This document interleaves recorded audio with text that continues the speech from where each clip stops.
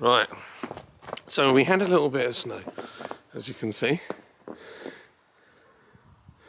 It's pretty beautiful out there. And it's about, I think today it's warmed up. I think it's about 3 or 4 degrees at this point. But I'm doing this video because I haven't done a video in a while, and you probably want to know what's going on. I got really sick at Christmas time, and I was feeling very, very tired previous to Christmas. I was getting worn out, to be honest. I was just tired. It's been a tough year. Everything was going on. I'm walking like a duck here so I don't fall over on the ice. Just a really, really difficult time in the industry. Everything that's going on and everything that's, you know, costs are going up, and you know, I hear you guys. You know, you don't want to spend 7 or 8 quid on a pint of beer. I totally understand, but it's certainly not the breweries that are doing it. It's just general costs. It's fuel, and it's fuel, grain. It's the only thing, well, hops haven't gone up, but the cost of delivery's gone up.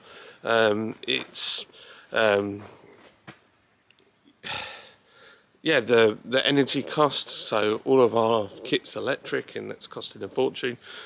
So you know, there's just everything. Everything's gone up, and there's a lot of opportunistic behaviour as well, where people are just putting their prices up for things that shouldn't really go up, or, to be honest, in my opinion, are relatively ineffective. But obviously, deliveries and things like that, having a vehicle, anything that needs to come here, costs us money, and obviously costs them money. So yeah, prices are going up. You're probably wondering what that noise is. I've got some new gloves for the lads.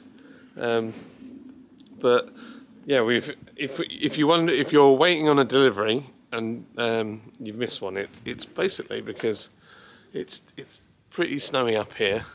We've cleared the most of it, but yeah, the other day everybody had to abandon ship up here and do a runner because it was so snowy. So yeah, right. So we need to talk about the things that are happening at Lord's. So I kind of round up what happened at the end of last year, which was actually that we had a very good ending to the year, and had done actually our all-time record in sales. We'd sold more beer than we've ever sold before, and subsequently we expanded our range of beers. There you go, gents, some new gloves for you. Yes, they'll like that. The work gloves that we have, we use quite often, like Snickers, or what's the other one? What are they called? The mechanics gloves, but they're not waterproof. And these Hydra Hide, they're American. Got them in Costco. Apparently they're waterproof, so, or water resistant, which is a lot better. So yeah, going back to what I was saying, yeah, we had a record amount of sales for us. Still nowhere near what we wanted to be. So we were hoping to be probably 100,000 up from what we were in sales. But you know, sometimes you've got to aim really high, and if you get a little bit lower, that's not necessarily a bad thing.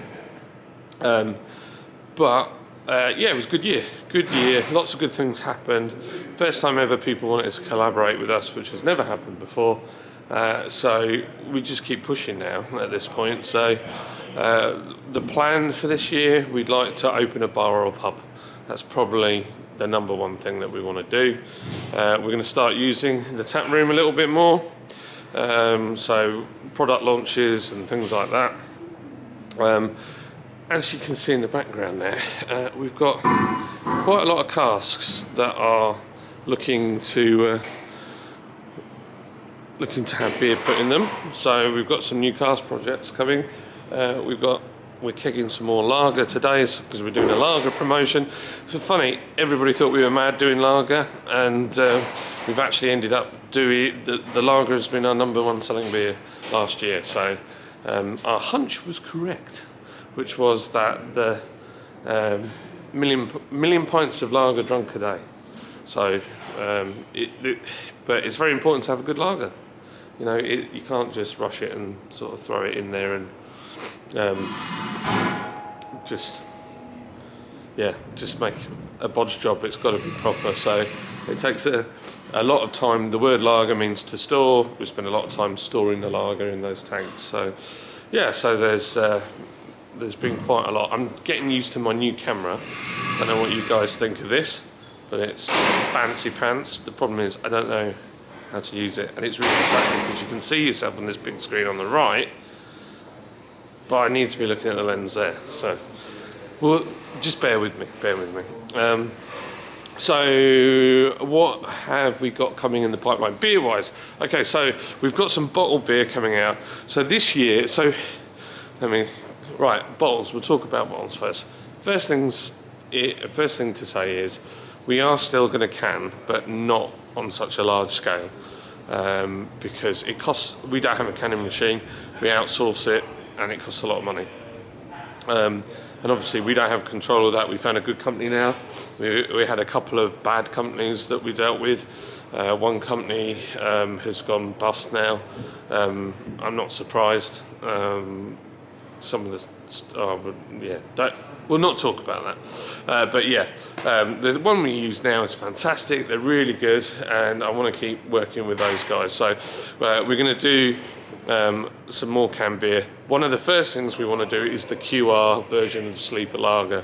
So QR, we're going to sell QR codes as advertising space on the can to anybody that wants to put their advert on there within reason, and then that will help bring the cost of production down, and also give some value to some other companies who might, get a bit of cross-pollination for their business.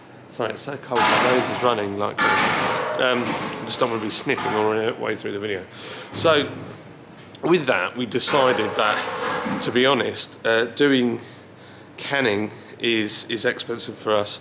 The stocks, obviously, we have to store it, and then, it just takes some time. But you do make good money out selling cans. So, but we've looked at one thing that you've all said is more variety, and yes, I agree 100%. We've listened to you.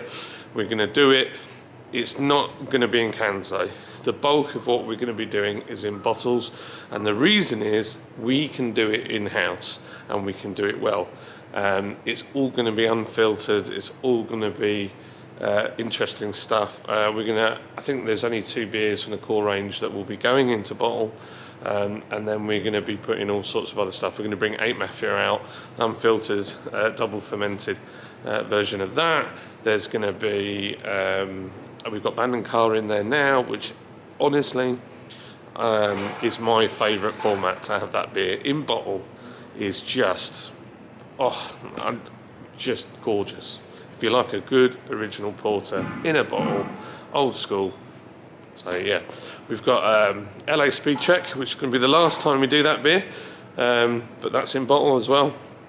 And we've got Steve's Weekend Driver English Bitter, which is also going into a bottle, which I tried last night, and it is lush. So very nice. If you go on our Instagram, you'll have seen that.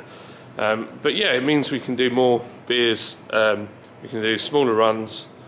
We can mix it up a bit more, and then hopefully we've just ordered all the cardboard boxes because all the packaging has to change to accommodate 500ml bottles so they don't get smashed everywhere. We'll stick with DHL, I think, because UPS the failure rate was like 50%. DHL, I know a few of you have had issues, but on the whole, nothing as bad as what we experienced before. We're quite happy with them. So yeah, it's got those to look forward to. We've run out of beer mats, I've run out of glasses. I've got the tulip glasses still in stock, so those are 2 things that need reordering for this year. And yeah, so that's why we're doing bottles. So I just thought I'd let you know on that one. Okay, so some of you have asked about what happened to Disco Made Me Do It. And what's actually happened is we've put it into casks, and see, this one says plain, but this one says red oak, and this is an 18, and then we've got some other ones that say white oak.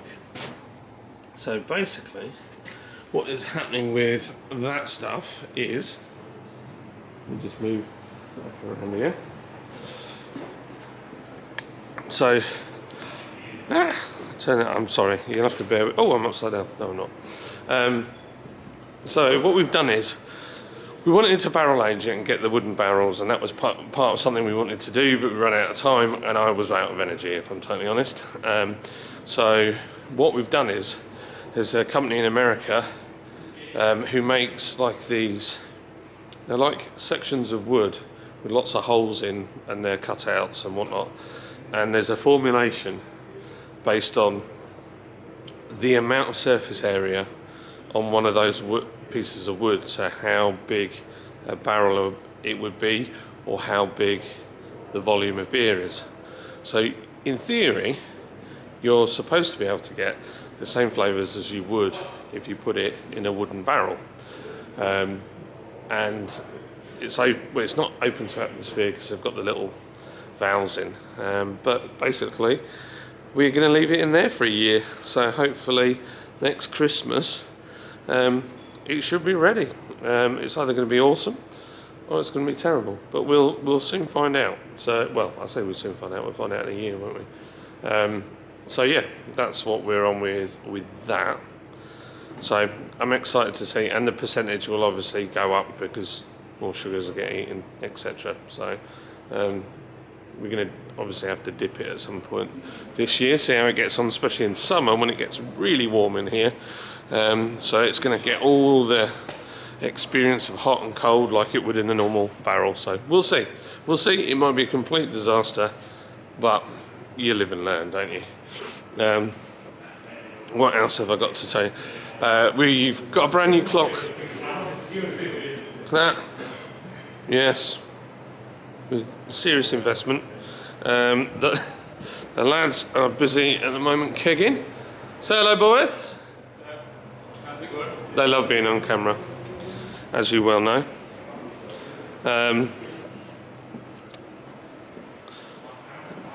Oh, sorry, I'm going to put this on here with this in the background. Put the stand down, and then I press this button here so you're not looking up my nose. There we go, and I should be able to take a seat then. Gosh, I can murder a coffee. Time with me on. It's just got 11, isn't it? My rule is not to have any caffeine after lunchtime, otherwise I can't sleep at night. So yeah, that's what's happened with that. We've got a collaboration with the home brewers coming out, so they're currently designing the recipe, and that should be imminent, really.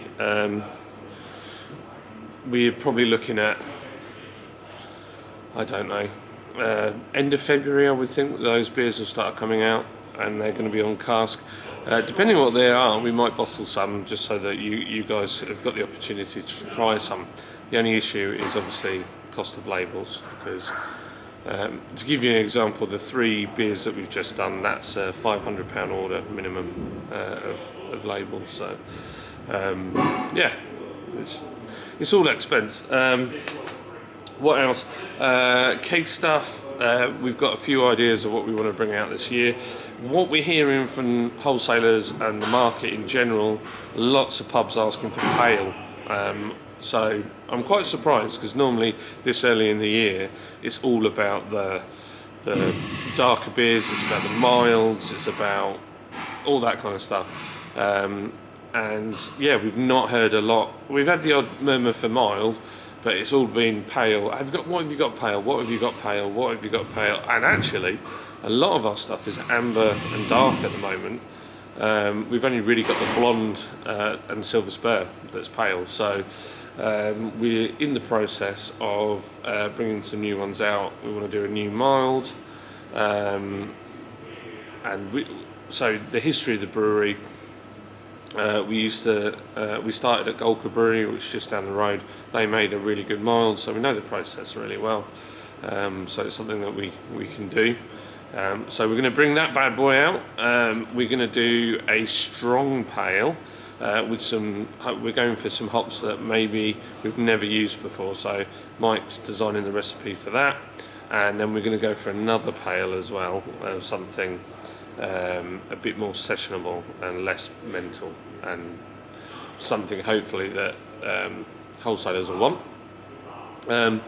The other thing is, those 3 beers need a theme, and I haven't thought of anything yet. So in the comments below, if you've got an idea for a theme for 3 beers, you know that we've got like themes, like we did the Jets, and we've done cars on the last one. So if you've got any themes that you think would be fun, then let us know, and we'll make that happen. Got lots of adventures to do this year as well, so I'm excited to get out there and meet you guys, and hopefully get some international travel done this year. That would be a goal, but if we end up getting a bar or pub or something like that, then that might not be as easy, because obviously I've got to focus on making that business work. So yeah, that's where we're at. The tap room, all being well, it's just the weather. It's so cold. We scrapped January, and plus I was still not feeling right. So it's the first Friday of every month that the tap room opens. February, if we think that you can get down safely to the door and out after, then we'll open it. And the other thing is whether it's so cold in here. So yeah, if we can get the temperature up. But obviously, if you guys are not wanting to trek out, and I don't blame you when it's this cold and we're on top of a hill, I don't want to heat the whole place because the gas costs a fortune to heat this for just even one night. So yeah, so we've got to wait up. It might be a March thing. What else have I got to tell you? Oh yeah, all breweries now have to sign up to Drinkaware. So all of our bottles and cans that you see will have Drinkaware on them. It's a regulation that the Portman Group put out end of last year, saying that basically everybody has to be part of it. Now, what most people don't know is to be part of Drinkaware, you had to pay an absolute fortune. It was thousands and thousands to use their branding and whatnot, and we circumvented that slightly, but because we still supported it. But obviously, you've got to be careful. But now, what they've done is they've reduced the cost. I want to say it's £100. It might even be less than that. And now all breweries, no matter how big or how small, have to be signed up to Drinkaware. And so we all carry the logo. I've got to put it up. Well, don't have to, but I'm going to put it up on the website. It's just part of what we all have to do now. What else can I tell you that's interesting? I was going to get new vehicles for the brewery, but because of the mad costs of vehicles and everything else, it would cost an extra £400 a month. So I'm going to stick with our vans for another year. I'm so glad I took a 5-year lease out, so we'll see what happens with that. What else can I tell you? I think that's it. I think that's everything pretty much updated. I know that there's bound to be somebody in the comments go, you missed out this or missed out that. If I've missed something out and you want to know about it, please ask. I'm really excited for this year. I think this year's going to be really, really good. Yeah, watch this space, because things are good. So the first thing we've got to do is going to be GBBF. So I'll make a video on that. It's going to be really interesting to see who's there. You know, what breweries are there, what companies, what suppliers are still going. Because I know there's a lot of breweries that have gone, but that also affects suppliers. So I don't know who's still going to be there. Also, I think there'll be some new faces in the market as well. So that's going to be interesting to see. I know that there's a new cask and keg company called Convoy starting with a good friend of mine, Christian, who started this the Europe-based sales and logistics of Convoy. So that is going to be an interesting conversation, and looking forward to seeing him build that up. So that's going to be pretty cool. We've also got A-Plan Insurance, who absolutely got us out of the hole this year. There was a big thing about mills, companies and mills not being able to get insured, because these buildings are, if they are very flammable. I mean, there's no doubt, and there've been a few. I think there's been a few instances where they've caught fire, and yeah, it's been bad. This one's got a full sprinkler system that's all serviced and a fire alarm and everything. So I don't think it'd be the same situation here, but couldn't get any insurance, which meant if we couldn't get insured, then we would have to stop trading. And it got down to the 11th hour, literally. And Nikki from A-Plan Insurance just came through, got us sorted out, got us on cover. So we never even missed. There wasn't even 5 minutes where we weren't insured, and everything. I mean, that policy, everything's covered everywhere, and we've got obviously all the legal backing and all that stuff. Fantastic. So we're really happy. And A-Plan are going to be there at SEBA.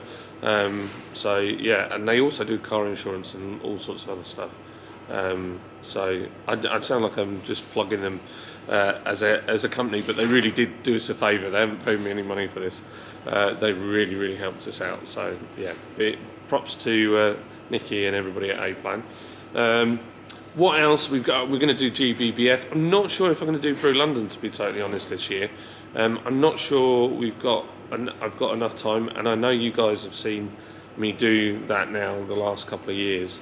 But I'm still going to go and hang out, and I might go and hang out with Creative Juices and their crew and Paul.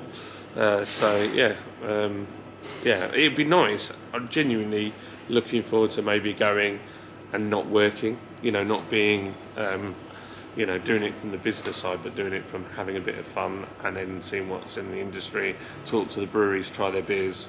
That'd be really cool. But yeah, there's definitely, we've got to get a finger out and do collabs, get them sorted out. We've got one, so we were meant to do ones with some breweries last year, but we just weren't able to do it, just for time and things like that. So we're going to go for it this year. We've got one coming up with Ossett Brewery at the Rat and Ratchet Brewery, which is just on Chapel Hill in Huddersfield. It's I would say it's a historic brew pub. So Mike's going there to do a beer with them that'll be coming out on Casks, called Lord Rat. So that's very exciting. And what else are we doing? Yeah, obviously the homebrew collabs. There's some other ones that we need to pack up from last year. I shan't say who they are because I don't know if it'll definitely happen. One of the companies we were meant to do one with, unfortunately, went bust. Nomadic Brewery, and they were great beer, lovely people. So I'm a bit gutted on that one.